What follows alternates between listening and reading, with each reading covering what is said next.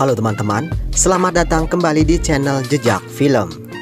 Kali ini kita akan mengulas sebuah alur cerita film yang telah rilis pada tahun 2002 dengan judul Darkness. Film ini menceritakan sebuah keluarga yang baru saja pindah dari Amerika ke rumah baru mereka yang berlokasi di Spanyol. Namun tanpa mereka ketahui, rumah tersebut pernah digunakan sebagai tempat ritual sekte sesat saat gerhana matahari 40 tahun yang lalu. Jadi bagaimanakah kisah keluarga tersebut selanjutnya? Kita ikuti alur ceritanya.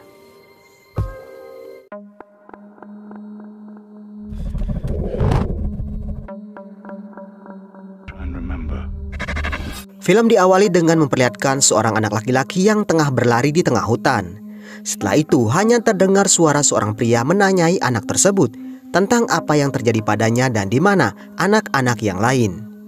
Bisa dikatakan anak tersebut baru saja kabur dari sebuah penyekapan yang belum diketahui motifnya seperti apa. Tapi sayangnya anak tersebut hanya ingat kalau ia dibawa ke sebuah rumah yang sangat gelap. Setelah itu terlihat beberapa petugas kepolisian menyisir area hutan, mencoba mencari jejak 6 orang anak yang juga dilaporkan menghilang. Tapi semua usaha mereka tak menghasilkan apa-apa. 40 tahun kemudian terlihat sebuah keluarga di sebuah rumah. Keluarga tersebut terdiri dari Mark, istrinya bernama Maria, dan 2 anaknya bernama Regina dan juga Paul. Mark baru saja beberapa minggu pindah dari Amerika ke rumah baru mereka yang berlokasi di Spanyol. Sambil berjalannya waktu, Maria berharap 2 anaknya dapat menyesuaikan diri di tempat tinggal mereka yang baru. Di sebuah kesempatan, Mark mengundang kerabat dan rekannya ke rumah barunya. Terlihat juga ayah Mark yang bernama Albert juga hadir di acara tersebut. Sedikit informasi, Mark dulu memang tinggal di Spanyol, tapi karena ayah dan ibunya bercerai, ia pun memilih ikut bersama ibunya tinggal di Amerika. Sementara ayahnya tetap tinggal di Spanyol. Jadi bisa dikatakan sekarang ia kembali ke kampung halamannya. Setelah pesta selesai, di malam itu hujan turun sangat deras. Selain itu lampu di rumah itu juga tiba-tiba mengalami gangguan. Di luar rumah, nampak seseorang yang tak jelas wajahnya terlihat mengawasi rumah tersebut. Keesokan harinya saat Regina berada di kelas renang, tiba-tiba seorang pria datang menghampirinya. Ia bernama Carlos, teman Regina yang kebetulan bekerja sebagai fotografer di Spanyol. Di tempat lain, Mark yang sedang mengantar Paul ke sekolah terjebak macet karena terjadi sebuah kecelakaan di jalan tersebut. Di dalam mobil, Mark mendengar berita kalau hujan lebat belakangan ini disebabkan karena akan terjadi gerhana 5 hari lagi. Dikatakan gerhana tersebut hanya datang sekali dalam waktu 40 tahun. Saat kemacetan sudah mulai terurai, Mark tiba-tiba mendapat serangan penyakit saraf yang ia derita. Bayangan masa kecilnya dulu kembali muncul dalam pikirannya. Sampai di sini kita bisa menangkap kalau Mark adalah anak yang kabur dari penyekapan 40 tahun yang lalu. Pengemudi di belakang Mark yang tak sabar karena Mark tak juga bergerak, mendatanginya. Melihat keadaan Mark, spontan ia mengeluarkan Mark dari mobil dan meminta pertolongan orang di sana.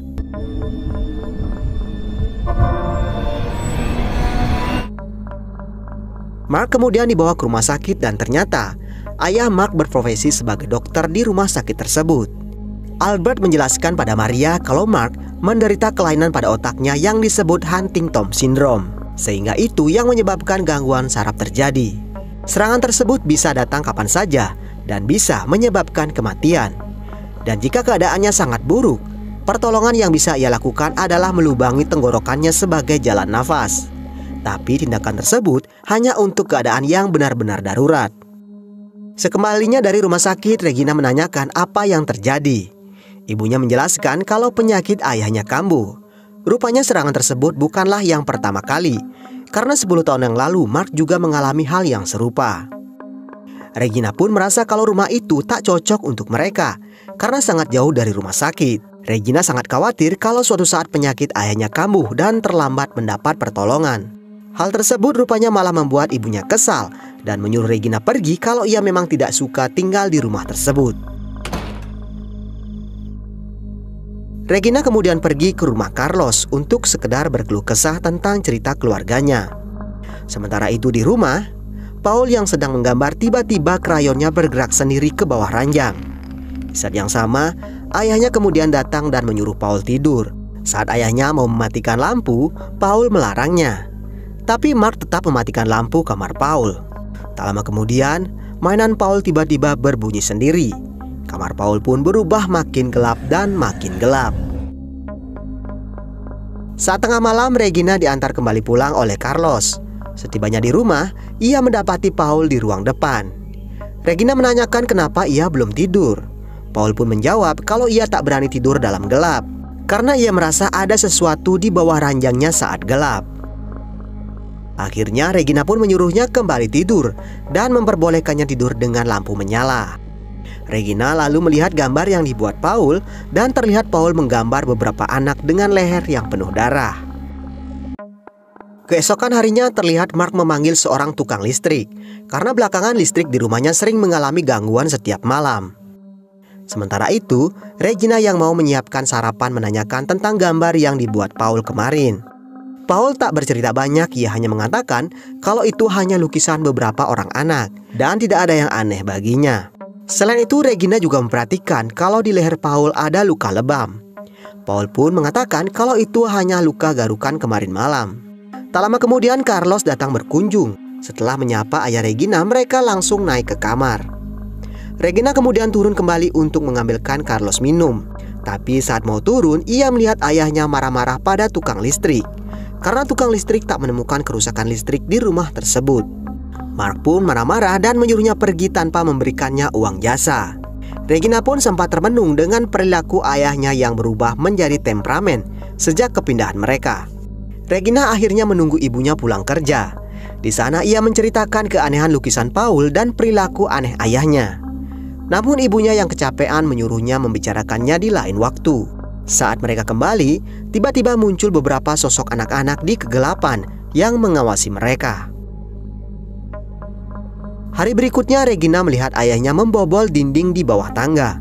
Rupanya di sana terdapat sebuah ruangan rahasia yang sepertinya sengaja disembunyikan pemilik sebelumnya. Mark pun mengatakan kalau Paula yang memberitahu ruangan tersebut. Dari dalam sana, Mark menemukan sebuah pemutar musik jadul dan sebuah foto yang ada 3 orang aneh di dalamnya. Saat mereka berbincang, tiba-tiba pemutar musiknya berbunyi sendiri.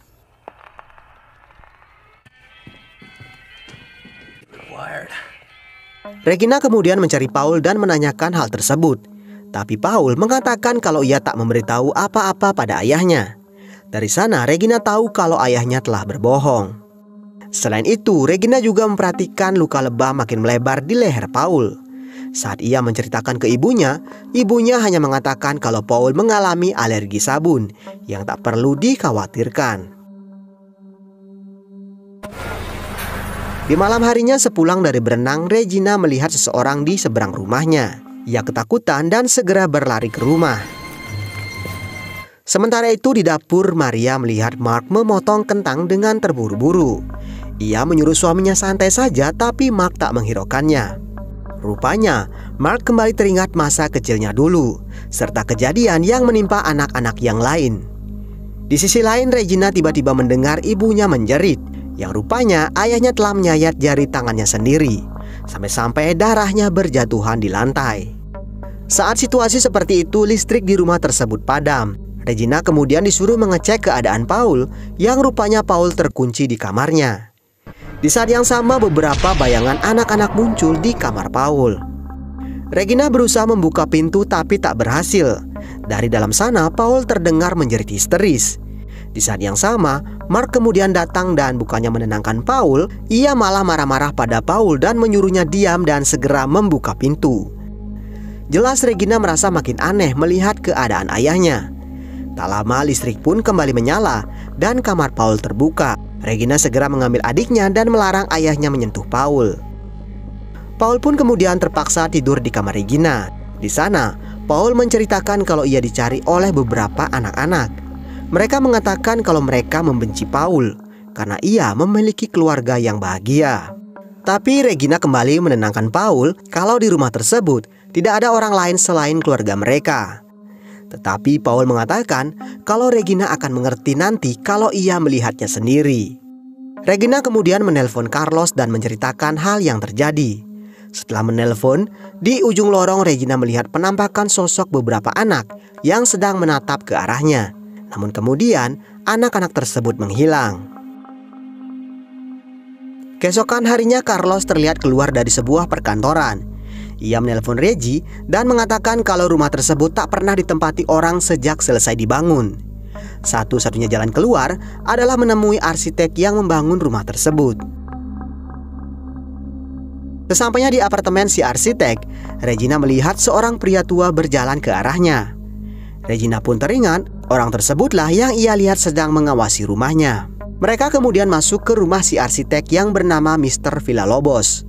Di sana mereka pun berbincang serius yang intinya 40 tahun yang lalu, Villalobos diminta oleh seseorang untuk membuat rumah tersebut. Ia pun sama sekali tak mengetahui orang yang menyuruhnya, karena semua instruksi dan lain-lain dilakukan melalui surat menyurat. Selain itu, keanehan lain pun muncul ketika rumah tersebut selesai dibangun. Tiba-tiba saja 7 orang anak dari berbagai daerah mulai dilaporkan menghilang. Hingga tiba-tiba 1 orang anak berhasil kabur. Ia pun mulai berpendapat kalau rumah tersebut digunakan sebagai tempat ritual sebuah aliran sesat. Sejak saat itulah Mr. Villalobos penasaran dengan rumah tersebut. Karena itulah selama hampir 40 tahun ia terus mengawasi rumah tersebut. Tapi selama hampir 40 tahun juga ia tak menemukan apapun selain bangunan kosong. Dan setelah 40 tahun ia sangat kaget setelah mengetahui bahwa ada keluarga tinggal di sana dan bahkan membawa anak-anak mereka. Villalobos kemudian meminta Regina agar meninggalkan rumah tersebut karena ia merasakan sesuatu yang menakutkan akan terjadi pada adik Regina. Sementara itu di rumah, perilaku Mark bertambah aneh. Ia menggantung foto aneh tersebut. Selain itu ia mengatakan ia melihat banyak ular mengawasinya. Ia kemudian mengambil cangkul dan berniat mencari sarang yang ia yakin ada di bawah lantai rumahnya. Sekembalinya ke rumah, Reggie menyelinap masuk ke ruang bawah tangga. Di sana ia melihat-lihat dan kemudian membawa sekotak kardus ke kamarnya. Dari kotak tersebut ia menemukan sebuah buku berlambang aneh yang berisi tulisan yang tak ia mengerti dan juga pakaian dan mainan anak-anak. Saat ia ingin kembali ke sana, ia mendapati lantai rumahnya rusak yang tadi sempat dibongkar ayahnya. Ia pun membongkar lapisan lantai kayu dan mendapati sebuah patung seekor ular naga yang memakan ekornya sendiri. Di saat yang sama, ia dikagetkan dengan foto yang terjatuh. Ia pun mengeceknya dan rupanya itu adalah foto dari ruangan rahasia. Anehnya foto tersebut yang tadinya 3 orang di dalamnya menjadi 2 orang. Dan tanpa ia ketahui, sesosok makhluk aneh mengawasinya di atap plafon. Keesokan harinya Regina dan Carlos mencari informasi tentang simbol yang ada di buku tersebut. Di sana mereka menemukan bahwa simbol tersebut bernama Ouroboros, sebuah simbol dari salah satu aliran sesat kuno yang berarti kegelapan yang membawa keabadian. Ritual tersebut rupanya membutuhkan darah dari 7 orang anak yang harus dikorbankan oleh orang yang menyayangi mereka pada saat gerhana matahari. Saat itu juga Regina tersadar kalau gerhana matahari akan terjadi dalam beberapa jam. Regina berpendapat kalau 40 tahun yang lalu ritual tersebut gagal dilakukan karena salah satu korban mereka berhasil kabur. Sampai di sini Regina tak mengetahui kalau ayahnya lah anak yang kabur tersebut. Ia pun mengira kalau adiknya lah yang akan dijadikan korban oleh ayahnya. Karena itu ayahnya berubah menjadi aneh belakangan ini. Regina kemudian menemui ibunya dan memberitahunya agar segera pergi dari rumah tersebut. Tapi rupanya ia hanya menganggap cerita Regina omong kosong belaka. Karena ibunya merasa Regina tak pernah menyukai rumah barunya yang sekarang. Regina pun akhirnya pergi meninggalkan ibunya. Di tempat lain, Mr. Villalobos membongkar surat-surat orang yang menyewa jasanya dulu dan menemukan sebuah alamat si pengirim. Carlos yang telah sampai di apartemennya mendapati voicemail dari Mr. Villalobos. Ia mengatakan kalau sekarang ia sedang menuju ke rumah si pengirim surat. Ia pun meminta Carlos untuk menyusulnya ke sana. Dalam perjalanannya, Villalobos tiba-tiba melihat penampakan sosok wanita menyeramkan di depannya. Setelah turun dari kereta api, tiba-tiba lampu lorong stasiun mendadak mati satu persatu. Dan kemudian hanya terdengar suara teriakan Mr. Villalobos di kegelapan. Regina yang tak mendapat respon positif dari ibunya menemui kakeknya. Ia kemudian menjelaskan pada kakeknya tentang rahasia rumah baru ayahnya. Untungnya si kakek mengerti dan ia akan meminta ibunya agar segera pergi dari rumah tersebut. Saat si kakek menelepon, Regina mendapat telepon dari Carlos.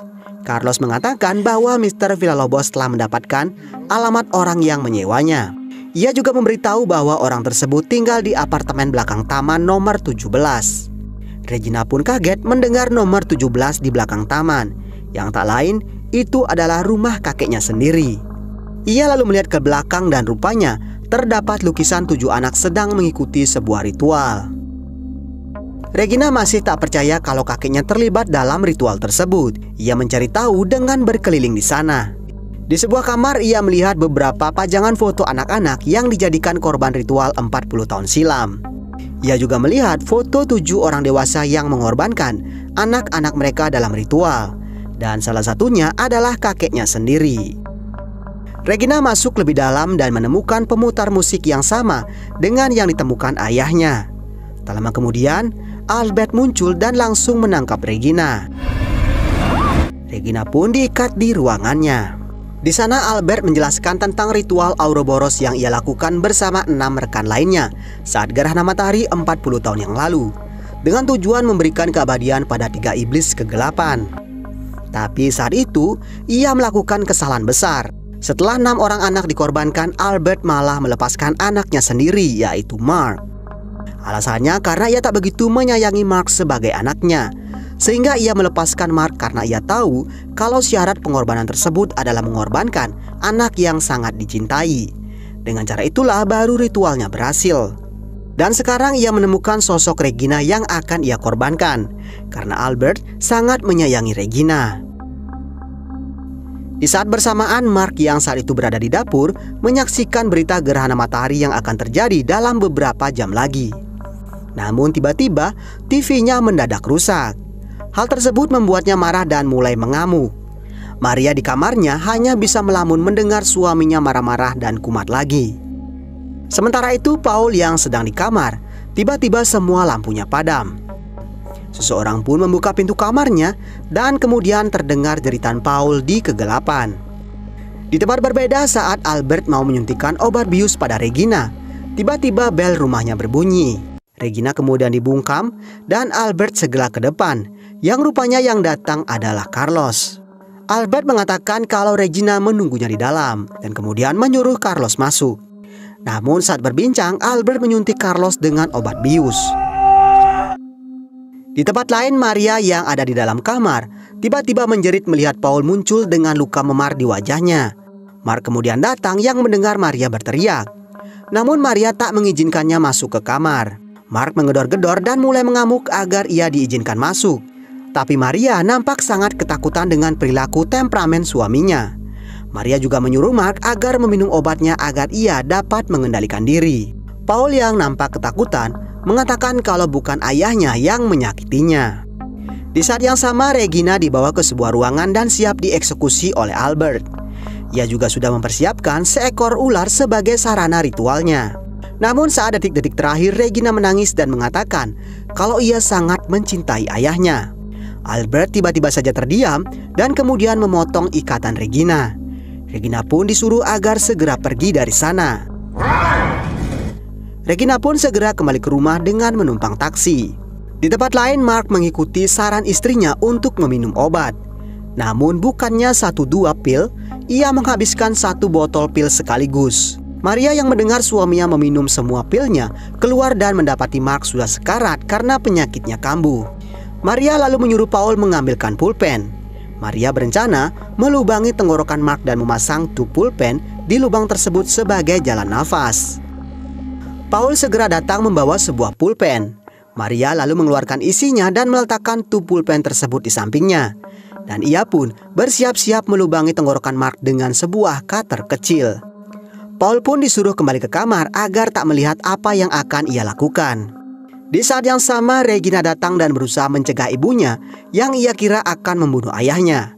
Namun setelah dijelaskan, Regina mengerti dan meminta agar ia saja yang melakukannya. Dan kemudian saat Regina berhasil melubangi leher ayahnya, di saat yang sama gerhana matahari pun terjadi.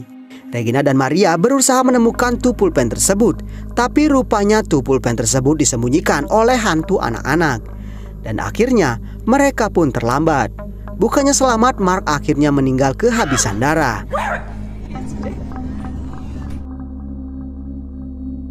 Sementara itu, Paul yang bersembunyi di kamarnya mendapati sosok hantu anak perempuan menggambar di kamarnya sambil mencoret-coret gambar yang dilukis Paul. Sementara itu, Albert di ruangannya mengatakan kalau ritualnya telah selesai. Di saat itu juga, Carlos yang sudah siuman mendekatinya dan menanyakan di mana Regina sekarang. Albert hanya menjawab kalau Regina ada di neraka. Sementara itu, keadaan rumah Regina menjadi gelap gulita. Maria menyalakan kompor sebagai penerangan. Sementara itu, Regina mencari Paul dengan lentera. Dalam pencarian Paul, Regina banyak melihat penampakan di mana-mana. Namun akhirnya ia berhasil menemukan Paul.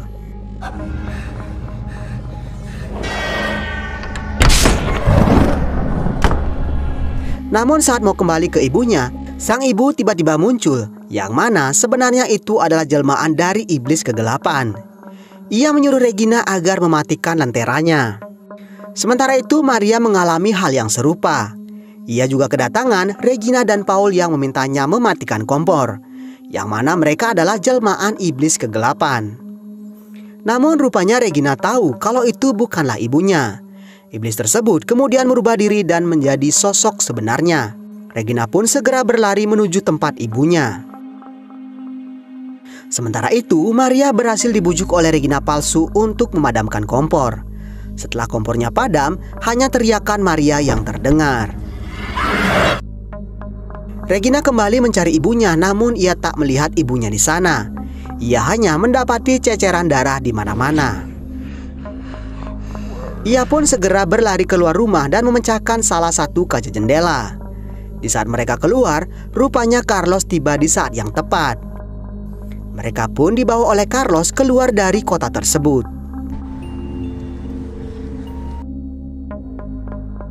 Beberapa saat kemudian datang lagi Carlos yang lain, yang rupanya tadi itu adalah Carlos jelmaan iblis kegelapan.